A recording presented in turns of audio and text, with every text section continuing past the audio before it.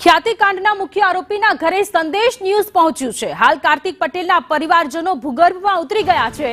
ઘરેથી જરૂરી સામાન અન્ય સ્થળે લઈ જવાયો છે। બોપલના અભિશ્રી બંગલોથી સામાન લઈ જવામાં આવ્યો। કાર્તિક પટેલના સિક્યુરિટી ગાર્ડે નિવેદન આપ્યું છે। કાર્તિક પટેલની પત્નીની તબિયત નાદુરસ્ત હોવાની વાત કરી। ખાનગી હોસ્પિટલમાં તેમની સારવાર ચાલી રહી છે। तो हजारों लोगों जान बहार एंकोलॉजी करनार ख्याति होस्पिटलनो मुख्य आरोपी कार्तिक पटेल के जे हवे झड़पायो छे। गई काले अमदावाद एरपोर्ट परथी तेनी धरपकड़ करवामां आवी त्यारे हवे तेनो परिवारजन के जे भूगर्भमां उतरी गयो छे त्यारे संदेश न्यूज़नी टीम तेना परिवारनी साथे तेना घर तेना बंगलानी मुलाकाते पहोंच्युं हतुं ज्यां सिक्युरिटी गार्डे निवेदन आप्युं छे। सिक्युरिटी गार्डनुं कहेवुं छे के कार्तिक पटेलना पत्नी के जेमनी तबियत नादुरस्त छे।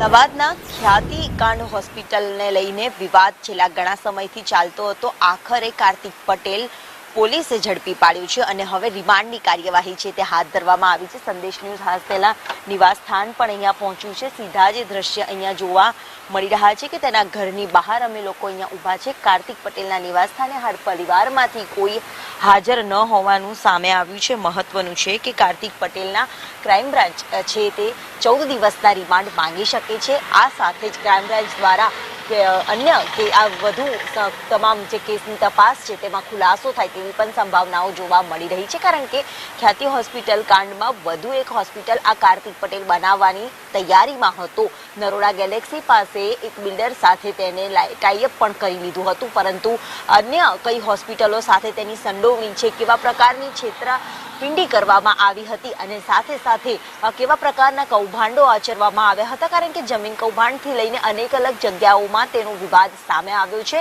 જ્યારે કાર્તિક પટેલની સામે જે મનુષ્યવધનો જે ગુનો નોંધાવવામાં આવ્યો છે, ખોટી રીતે લોકોના હૃદય ચીરી નાખ્યા હતા, તે બાબતની પણ એક તપાસ છે તે કરવામાં આવી છે। કેટલા કૌભાંડો આચરવામાં આવ્યા હતા, અન્ય સરકારી કર્મચારીઓ છે તેમની પણ સંડોવણી છે કે નહીં તેની પણ તપાસ છે જે કરવાની બાકી છે અને આ રિમાન્ડ દરમિયાન વધુ ખુલાસા થાય તેવી પણ સંભાવનાઓ જોવા મળી રહી છે। ક્રાઇમ બ્રાન્ચ દ્વારા 14 દિવસના રિમાન્ડની માંગણી કરીને વધુ તપાસ છે જે હાથ ધરવામાં આવશે। રોજ નવા ખુલાસા ખ્યાતિ હોસ્પિટલ કાંડને લઈને સામે આવતા હતા।